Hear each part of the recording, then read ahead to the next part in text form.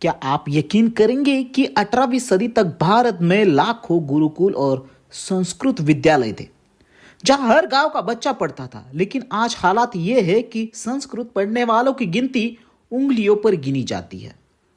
तो सवाल उठता है, ब्रिटिशों ने इन गुरुकुलों को बंद क्यों किया? क्या यह सिर्फ आधुनिक शिक्षा लाने का नाम था या इसके पीछे कोई गहरी साजिश? आज जानेंगे हर रिपोर्ट के साथ वो सच्चाई जो इतिहास में दबी हुई है।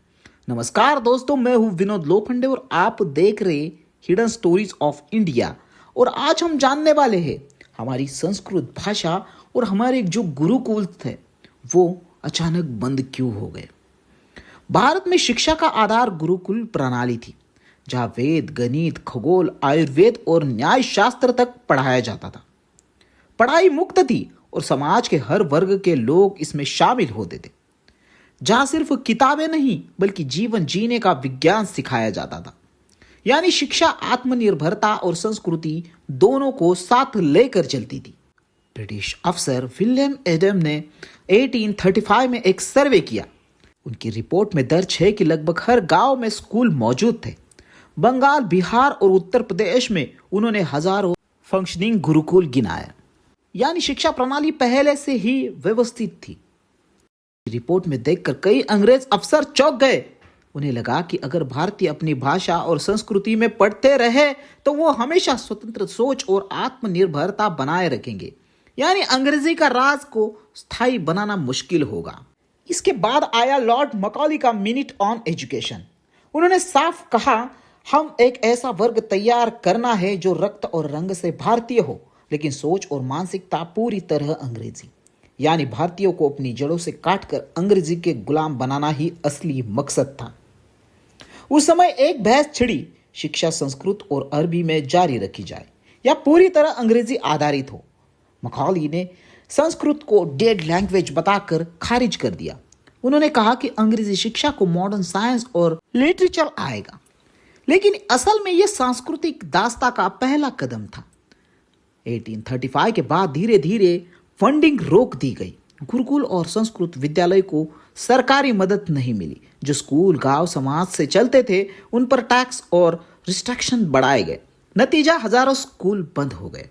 1854 में आई वर्ल्ड डिस्पैच, जिसने Magna carta of English education कहा जाता है, इसे साफ लिखा था भारत में शिक्षा का उद्देश्य था क्लर्क्स और बाबून तैयार करना, ताकि वो ब्रिटिश शासन की मशीनरी चला सके। यानी शिक्षा इज इक्वल टू नौकरी पाने की ट्रेनिंग, न कि ज्ञान प्राप्ति।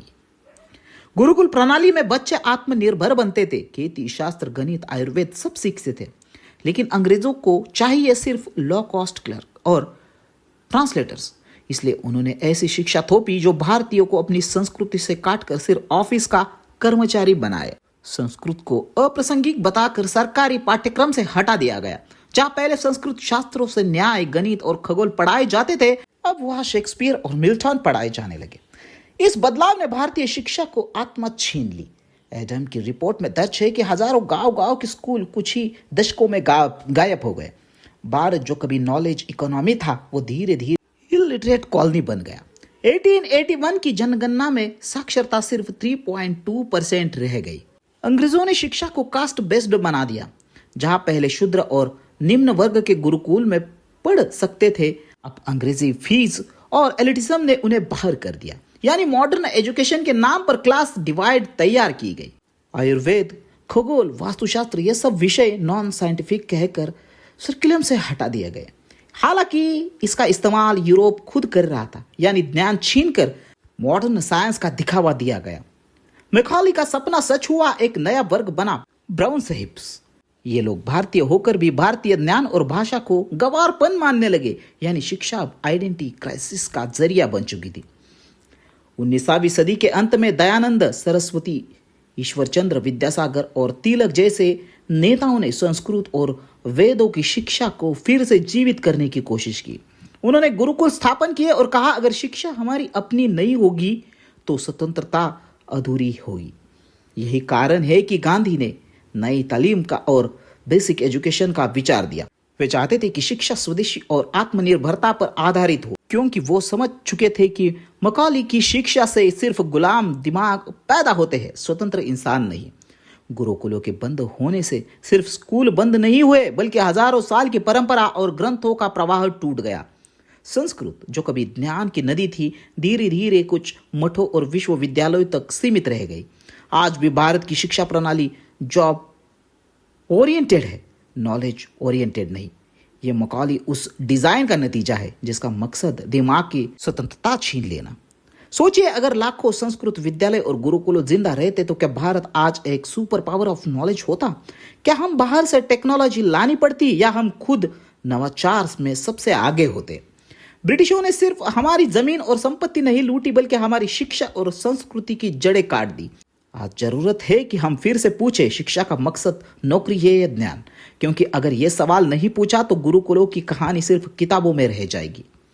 तो दोस्तों, आपको क्या लगता है इसके बारे में, ये कमेंट करके जरूर बताएं। और हिडन स्टोरीज ऑफ इंडिया का ये वीडियो अगर इंफॉर्मेटिव लगा हो तो वीडियो को लाइक, कमेंट और शेयर करना ना भूलें।